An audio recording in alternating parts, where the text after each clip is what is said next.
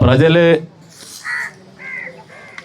న్యాయ నిర్ణేతలనే ఆలోచనతో 2 సంవత్సరాల క్రితం ప్రజాప్రభుత్వం ఏర్పడినప్పటి నుంచి కూడా కేవలం ప్రజలు ప్రజాప్రతినిధుల దగ్గరికి పోవాలా, లేదు ప్రభుత్వం దగ్గరికి పోవాలా, అధికారుల దగ్గరికి పోవాలనే ఆలోచన కాకుండా ప్రతి ప్రజాప్రతినిధి కూడా ప్రజా సమస్యల పరిష్కారం కోసం ఒక వేదికను ఏర్పాటు చేయాలనే ఆలోచనతో ఏర్పాటు చేసినటువంటి ప్రజా దర్బార్ కార్యక్రమం వారం వారం కూడా ఒకరోజు ముఖ్యమంత్రి గారి ఆలోచన మేరకు అయితేనేమి, ఉప ముఖ్యమంత్రి గారి ప్రమేయంతోనైతేనేమి, నరేంద్ర మోడీ గారి ఆశీస్సులతో అయితేనేమి, నారా లోకేష్ గారు అందరు ఎమ్మెల్యేలని మీరు ఖచ్చితంగా ప్రజల దగ్గరికి పోవాల, వారంలో ఒక రోజు ప్రజా దర్బార్ కార్యక్రమం నిర్వహించాలని చెప్పినటువంటి పరిస్థితుల నేపథ్యంలో అయితేనేమి రాష్ట్ర వ్యాప్తంగా కూడా జరుగుతుంది. మన నియోజకవర్గంలో తూచా తప్పకుండా ప్రతి వారం కూడా, అది శుక్రవారం కావచ్చు, బుధవారం కావచ్చు, గురువారం కావచ్చు, ఒకరోజు ప్రజా దర్బారు కార్యక్రమం నిర్వహిస్తున్నటువంటి పరిస్థితుల్లో ఈ రోజున తలుపుల మండలంలో పులిగండ్లపల్లి గ్రామంలో ఏర్పాటు చేసినటువంటి ఈ ప్రజా దర్బారు కార్యక్రమానికి అధ్యక్షత వహించినటువంటి తెలుగుదేశం పార్టీ మండల కన్వీనర్ శంకర్ గారికి, అదేవిధంగా వేదిక మీద ఈ రోజున కూటమి పార్టీలో భాగస్వాములైనటువంటి బీజేపీ పార్టీ మాజీ శాసనసభ్యులు గౌరవనీయులు పెద్దలు పార్థసారథి గారికి, అదేవిధంగా వేదిక మీద ఉన్నటువంటి కూటమి పార్టీ కుటుంబ సభ్యులకు, అధికారులకు, వేదిక ముందు ఉన్నటువంటి పులిగండ్లపల్లి గ్రామ సోదరిమణులకు, కూటమి పార్టీ నాయకులకు, కుటుంబ సభ్యులకు, పాత్రికేయ మిత్రులకు అందరికీ కూడా పేరు పేరు నమస్కారాలు. మామూలుగా ప్రజా దర్బార్ కార్యక్రమంలో ఎక్కువ భాగం పెన్షన్ల కోసమే వస్తూ ఉంటుంది. స్థానిక నాయకత్వం కూడా మా వాళ్ళు కూడా మీరు అవగాహన పెంచుకోవాలి. ప్రజలు ఎప్పుడు మనం వాళ్ళ ఆశతో ఉంటారు. నాయకులు అనుకుంటే ఏదైనా జరిగిపోతుంది, అద్భుతాలు జరిగిపోతాయి. ఎమ్మెల్యే అనుకుంటే అన్నీ అయిపోతాయి. మంత్రి అనుకుంటే ప్రపంచమే తలకిందులవుతుంది అనుకుంటారు. అది అవాస్తవం. వాస్తవానికి దగ్గరగా మనం నాయకత్వం ఉంటే ప్రజల మన్ననలు ఎప్పుడు మనతో ఉంటాయి. అట్లా కాకుండా అవాస్తవాలు మనం చెప్పి అద్భుతమైనటువంటి కళల ప్రపంచాన్ని సృష్టించి నీకు పెన్షన్ ఇప్పిస్తాలే, నీకు ఏంది లేకపోయినా పెన్షన్ వస్తుందిలే అనే ఆలోచన విధానాన్ని దూరంగా అండి. ఫస్ట్ ప్రజలకు జవాబుదారీగా ఉండాల. మనం నిజాయితీగా ఉండడం కష్టం. అది 1-2 సార్లు మనల్ని నిష్ఠూరం చేస్తారు. అయినా నిజాయితీ అనేది శాశ్వతం. నిజాయితీగా సమాధానం చెప్పగలిగితేనే వాళ్ళు మనల్ని నమ్ముతారు.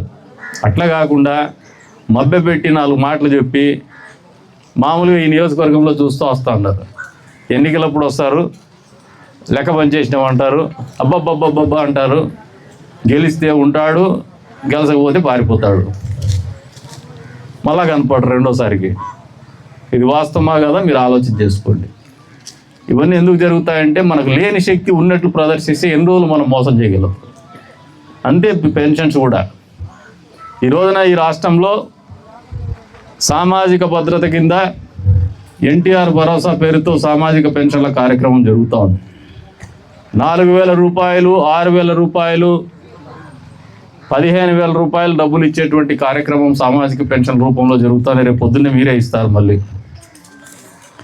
భారతదేశంలో ఏ రాష్ట్రంలో కూడా ఇంత పెద్ద ఎత్తున సామాజిక పెన్షన్లు ఇచ్చేటువంటి పరిస్థితి లేదు. రాష్ట్ర ఆర్థిక పరిస్థితి బాగుండి చేయడంలా పేదవాళ్ళు, వికలాంగులు, వితంతువులు, వృద్ధులు వీరందరికీ జీవితం మీద ఒక నమ్మకాన్ని కల్పించాలా, ప్రభుత్వం అండదండగా ఉండాలా, వాళ్ళ జీవితంలో కింద పడిపోయే పరిస్థితుల్లో చేయూతనివ్వాలనే ఆలోచనతో చేస్తున్నటువంటి కార్యక్రమం ఇది. అటువంటి కార్యక్రమాన్ని నీరుగార్చేటువంటి పరిస్థితిలో మనం పోకూడదని చెప్పి కూడా ఈ సందర్భంగా తెలియజేస్తా ఉన్నాను. గత పాలకులను చూసి మనం వాతలు పెట్టుకోవద్దు. గతంలో మోసాలు చేసినారు కాబట్టి దొంగ పెన్షన్లు తీసుకున్నారు, దొంగ బిల్లులు పెట్టుకున్నారు, భూములు వేరే వాళ్ళ భూములు కొట్టేసినారు, పట్టాదారు పాస్ పుస్తకాలు చేసుకున్నారు, 1 బిల్ చేసుకున్నారు, రస్తాలు కూడా కబ్జా చేసినారు. మందు అనేది రంగు నీళ్ళ సారాయి కూడా అమ్మినారు. అందుకనే వాళ్ళకు 11 సీట్లకు పెట్టినారు. ఇవన్నీ వాస్తవాలు. ఇవి మనం దాని నుంచి నేర్చుకోవాలి. అంతేకాకుండా ఈ రోజున ప్రజా దర్బారు కార్యక్రమంలో మనకు పెద్ద ఎత్తున భూ సమస్యల పరిష్కారం కోసం అర్జీలు వస్తూ ఉన్నాయి. తహసీల్దార్ గారు కూడా చెబుతున్నారు, ప్రజా దర్బారు కార్యక్రమం అయిపోతానే ఇది ఒక కంటి తీడుపు చర్యగా, ఒక ప్రాసనంగా చూడొద్దండి. దీనికి ఒక శాంటిటీ ఉంది, జవాబుదారితనం ఉంది.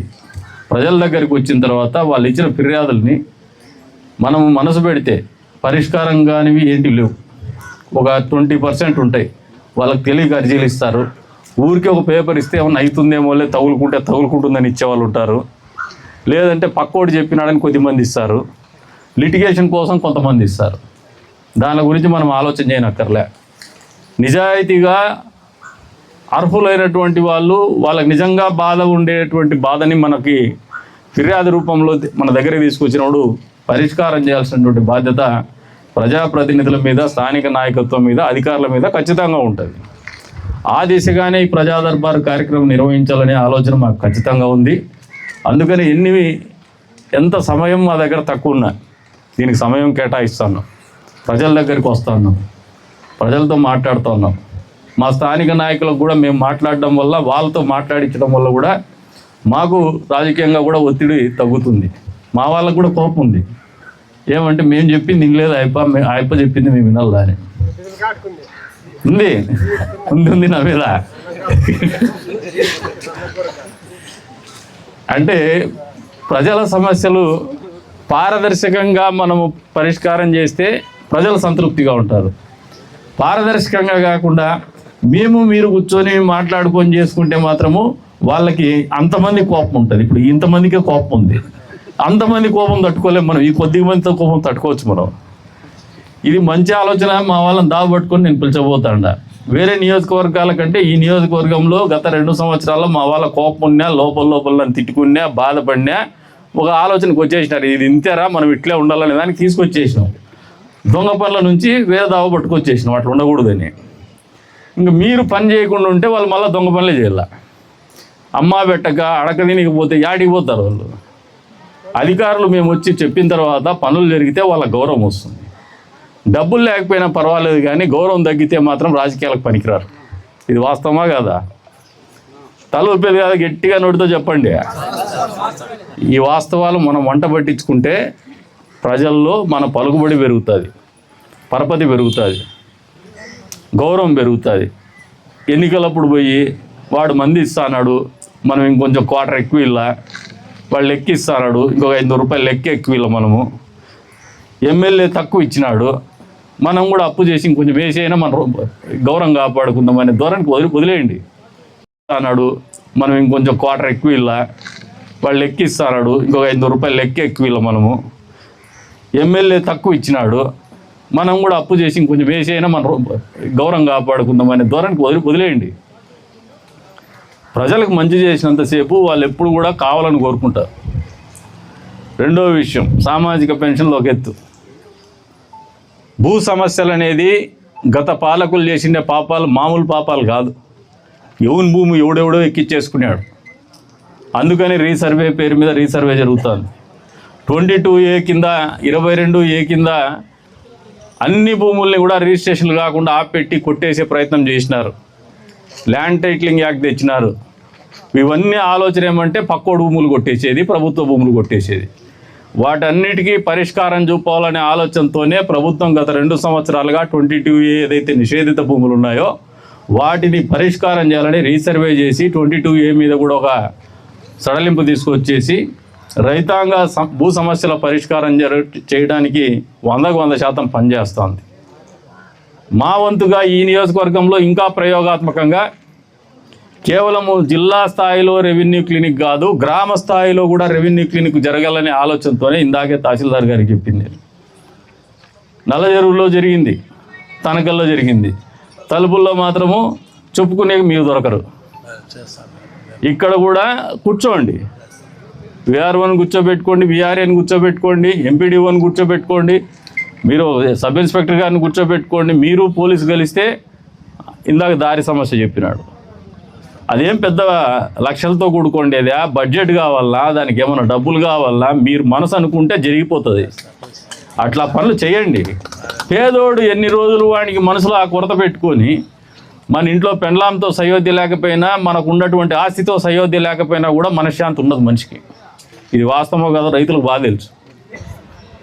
మరి వాళ్ళ భూములకు పంచాయతీ పెడితే తీర్చాల్సిన బాధ్యత మన మీద ఉందో లేదో ఒక్కసారి ఆలోచన చేసుకోమంటాడు. కాబట్టి ఇంకొకసారి భూ విషయాల్లో మాత్రము 100% ఈ నియోజకవర్గంలో ప్రతి గ్రామంలో ఉన్నటువంటి రెవెన్యూ సమస్యల పరిష్కారం అనేది జరిగి తీరాలని చెప్పేసి మీ అందరికీ కూడా తెలియజెప్తానని ఈ వేదిక మీద నుంచి. కొత్త పెన్షన్ల కార్యక్రమం తొందరలోనే కొత్త పెన్షన్ కూడా ఇస్తారు. కాకపోతే మా వెంకటేశ్వరని అడిగినట్లాంటివో ఇంకో ఆయన వచ్చి పంచాయతీ చూపించినట్లాంటివో జరగవు. మోచేతికి తేనె పూసి నేను ఇప్పుడు చేసేస్తలే అని చెప్పితే మోచేతికి తేనె పూసి నాక్కోమన్నట్టు ఉంటుంది. అదేమో తీయగా ఉంటుంది కానీ నాకే అవుతుందా? నాకే కాదు అది. కాబట్టి అట్లాంటివి పెట్టుకోవద్దండి. నాయకులకి ప్రాక్టికల్గా వాస్తవానికి దగ్గరగా ఆలోచన చేయడం అలవాటు చేసుకుంటే ప్రజా జీవితం అనేది ఇబ్బందికరంగా ఉండదు. అట్లా కాకుండా వాళ్ళెవరో అడిగిండే గొంతెమ్మ కోరికలు మనం తీర్చాలని, అసలు అవ్వనటువంటి పనులు అవుతాయన్నట్లు వాళ్ళు అడిగితేనే చేసేద్దామని మొహమాటానికి పోయో లేదంటే ఇంకోటో ఈరోజు చెప్పితే మనం విడిచిపెట్టి పోవడం అనుకుంటే వాడు విడిచిపెట్టి గ్యారెంటీ పోతాడు. ఎందుకంటే 4 రోజుల తర్వాత అయినా వాస్తవం బోధపడుతుంది వాళ్ళకి, ఇది జరగదురా అని.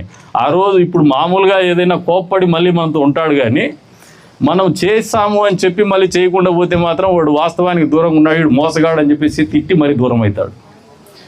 మీ మండలంలో అన్ని మండలాలు, కదిరి నియోజకవర్గంలో ఉన్న అన్ని మండలాల కంటే మీ మండలం ఇంకా భిన్నమైండేది. తమాషైన వ్యవహారం.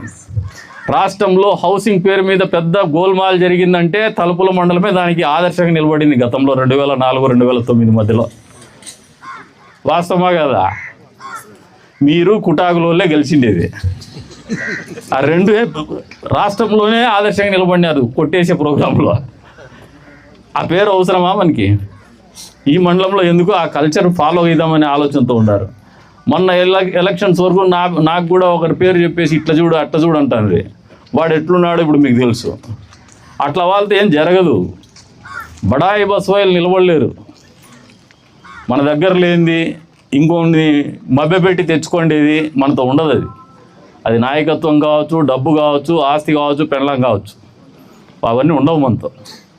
కాబట్టి వాస్తవానికి దగ్గరగా నిజాయితీగా బతకడం అలవాటు చేసుకుందామని చెప్పేసి కూడా నాయకులకు చెప్తూ ఉన్నారు.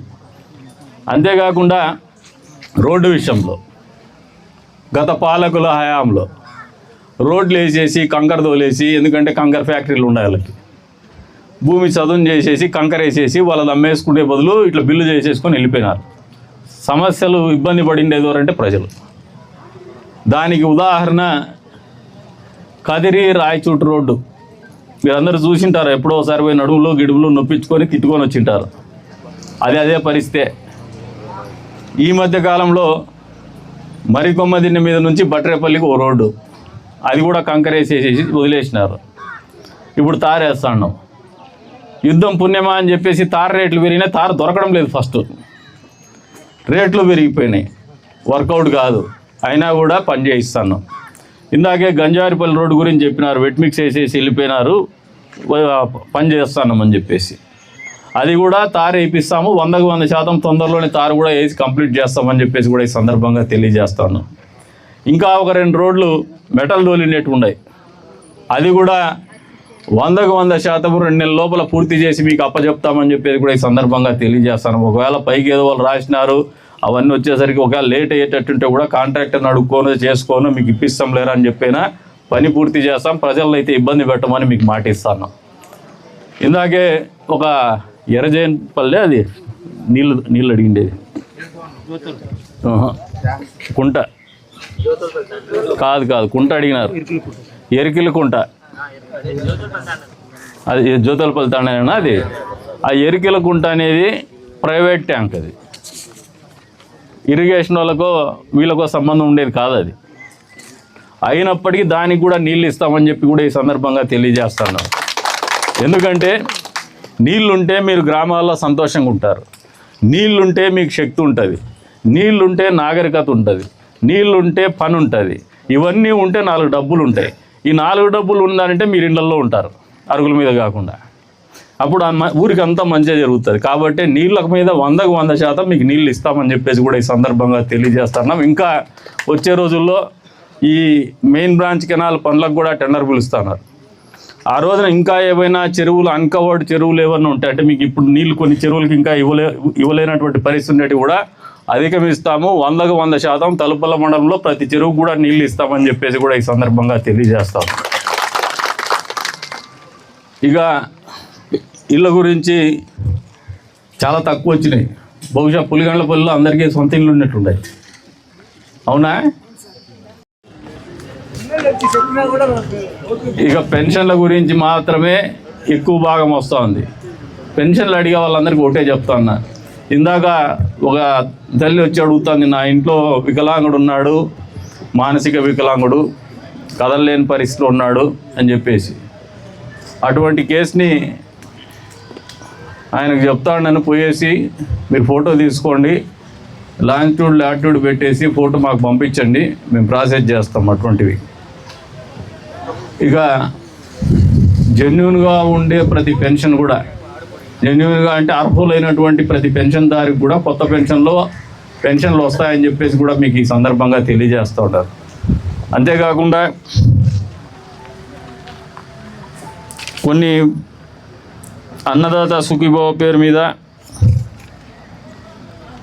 అదే రకంగా తల్లికి వందనం పేరు మీద వాళ్ళకి డబ్బులు పడలేదని 2 ఫిర్యాదులు వచ్చినాయి. అవి 2 పరిశీలించి, ఒకటైతే నువ్వు తల్లికి వందనము అన్నదాత సుఖీభవది పెట్టినా అని చెప్పినావు, తల్లికి వందనం ఉంది. అన్నదాత సుఖీభవది ఒకటి వచ్చింది, ఇక్కడ ఉంది నా దగ్గర, మళ్ళీ చూసుకో ఇది. ఇక ఓబీఆర్ తాండాలో ఒక 3 వాళ్ళకు స్థలం ఉందని చెప్పేసి దానికి పట్టా ఇమ్మని చెప్పేసి కోరుతూ ఉంటారు. మీరు పోయేసి ఇన్స్పెక్ట్ చేసి రిపోర్ట్ తెప్పించుకొని వాళ్ళ ఇల్లు కట్టుకునే పరిస్థితి ఉన్నా, లేదంటే నిజంగా స్థలం ఉన్నా, అది జెన్యూన్ అయితే పొజిషన్ సర్టిఫికేట్ ఇచ్చేసేయండి వాళ్ళకి.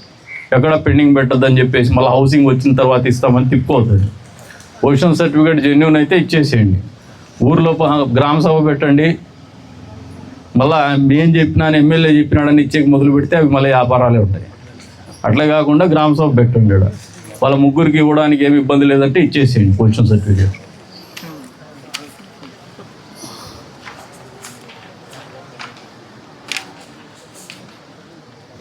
ఇక కొన్ని పట్టాదారు పాస్ పుస్తకాలు ఇవ్వాలని చెప్పేసి ఫిర్యాదు వచ్చింది. వారికి అందరికీ కూడా ఒకటే చెప్తాను, నాకు అన్నదమ్ము బాగాలి, దీన్ని కూడా లేకుండా దావ లేకుండా నువ్వు నాకు అన్నదాత ఒకటి పట్టాదారు పాస్ పుస్తకాలు కూడా రీసర్వేది పూర్తి అయితేనే పట్టాదారు పాస్ పుస్తకాలు కూడా ఇస్తామని చెప్పేసి తెలియజెప్తాను. ఒకవేళ రీసర్వే పూర్తి అయిపోయిందంటే ఆయన చెప్తున్నాడు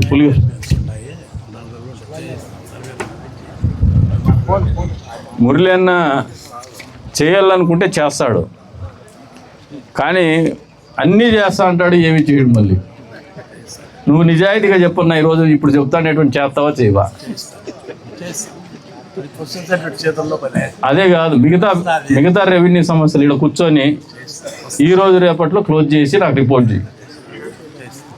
ఇక వచ్చేదారిలో ఉబ్బరాండ్లపల్లి పాఠశాల వారు ఆర్ఓ ప్లాంట్ అడిగినారు. అది 2 రోజుల లోపల అక్కడ ఆర్ఓ ప్లాంట్ బిగిస్తున్నామని చెప్పేసి కూడా ఈ సందర్భంగా తెలియజెప్తున్నాము. అంతేకాకుండా పాఠశాల భవనం అసంపూర్తిగా ఉంది, దాన్ని కూడా పూర్తి చేసి ఇస్తామని చెప్పేసి కూడా ఈ సందర్భంగా తెలియజేస్తున్నాము. 2 నెలల లోపల దాన్ని వాడుకలోకి తీసుకొచ్చి వాళ్ళకి ఇస్తాము. ఎందుకంటే దాదాపు 100 మంది పైన విద్యార్థులు ఉన్నటువంటి స్కూల్ అది. మాకు ఓట్లు లేరు కానీ అయినా చేస్తాం మేము.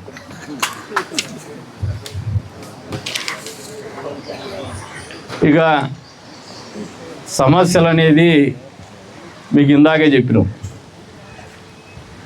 స్థానిక సంస్థల ఎన్నికల కోసమైతే ఈ ప్రజా దర్బార్ నిర్వహించడంలే, మీ సమస్యల పరిష్కారం కోసమే ఈ ప్రజా దర్బార్ కార్యక్రమం నిర్వహిస్తాను. మామూలుగా నాయకులకు కూడా ఒకటే నమ్మండి, మనం నిజాయితీగా పనిచేస్తాం, ప్రజల దగ్గర వాస్తవాలే మాట్లాడదాం, మనం చేయగలిగినంత పని కూడా వాళ్ళకు మంచి చేద్దాం. తద్వారా ఎన్నికలప్పుడు పోతే మీరు మందు లెక్క బరువు అనిపించదు మీకు. అట్లా కాకుండా అబద్ధాలు చెప్పి జనాల దగ్గరికి మనం అసలు పోకుండా అధికారం ఉన్నప్పుడు ఎన్నికలప్పుడు పోతే మాత్రము లెక్క తీసుకుంటారు, మందు తీసుకుంటారు, ఎదురుగా కొద్దిమంది తిడతారు, వెనకలు కొద్దిమంది తిడతారు. ఆ అలవాటు మనకొద్దు. ఎందుకంటే ఈ నియోజకవర్గంలో తెలుగుదేశం పార్టీ కార్యకర్తలు కావచ్చు, కూటమి పార్టీ కార్యకర్తలు కావచ్చు, అధికారానికి దూరంగా ఉన్నప్పటికీ దాదాపు 20 సంవత్సరాలైనా ఒకటే పద్ధతిలో ఉన్నారు. ఇబ్బందుల్ని ఫేస్ చేస్తూనే వస్తున్నారు. కాబట్టి వాళ్ళని చూసి నేర్చుకోవద్దండి. మనం వాళ్ళని చూసి నేర్చుకోవాల్సింది ఒకటి, అట్లా ఉండకూడదని. వాళ్ళకు భిన్నంగా ఉంటేనే ప్రజలు మనల్ని దగ్గరికి తీసుకుంటారని చెప్పేసి మీకు అందరికి కూడా తెలియజేసుకుంటూ, అధికారులకు కూడా స్పష్టంగా చెప్తాను, మాకు మీ మీద గౌరవం ఉంటుంది, ప్రేమ ఉంటుంది. మీరు పని చేస్తే మరింతగా గౌరవిస్తాం. మురళిన్న కోడి కూడా కోసిపెట్టండి మీ ఊర్లో పని చేసిపోయినాక. ఏమి పూరి కోడి కూడా చేసి పెట్టండి, గౌరవంగా చూడండి. నువ్వు కూడా గౌరవంగా పని చేసిపోన్నా. మాకు వ్యక్తిగతంగా ఏం ఉండవు మీ మీద. మీరు మమ్మల్ని నొప్పిస్తా అన్నారు పని చేయకుండా. అటువంటి పనులు వద్దు మన మధ్యన, అటువంటి సంబంధాలు మనకు వద్దు. గౌరవంగా ఉందాం, ప్రేమగా ఉందాం, ప్రజలకు పనిచేద్దాము, గౌరవం పెట్టుకుందామని కోరుకుంటూ అవకాశం కల్పించిన మీ అందరికీ పేరు పేరున ధన్యవాదాలు తెలుపుకుంటూ సెలవు తీసుకుంటున్నాను. జై హింద్.